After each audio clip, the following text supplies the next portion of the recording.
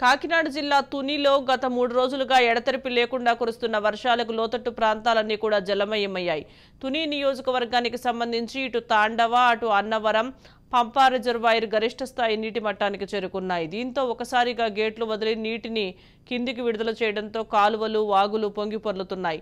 పంట పొలాలు పూర్తిగా నీట మునిగాయి. దీనికి సంబంధించి ఇప్పటికీ అధికారులంతా అప్రమత్తమై తాండవ నీటి పరివాహ ప్రాంతం అంతా అప్రమత్తంగా ఉండాలని సూచించారు.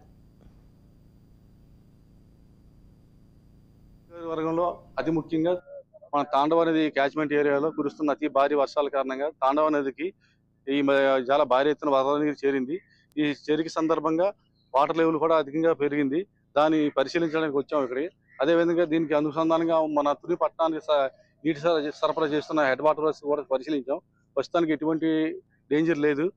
అయినా సరే ప్రజలు కూడా అప్రమత్తంగా ఉంటారు. ఎందుకంటే ఈ వర్షాలు కంటిన్యూ అయితే మాత్రం ప్రమాద స్థాయి చేరుకుంటే మాత్రం ఎవరి మటుకు వాళ్ళు సురక్షిత ప్రాంతానికి వెళ్ళి మాకు తెలియపరిచిన మున్సిపాలిటీ, రెవెన్యూ సిబ్బంది, అదేవిధంగా ఇరిగేషన్ సిబ్బంది అందరూ సమిష్టిగా తగు ప్రణాళికలు చేసుకుని ప్రజలకు ఎటువంటి హానికరం కానీ ప్రాపర్టీస్ కూడా డ్యామేజ్ అవ్వకుండా ఉన్నందుకు తగు చర్యలు తీసుకుంటారు.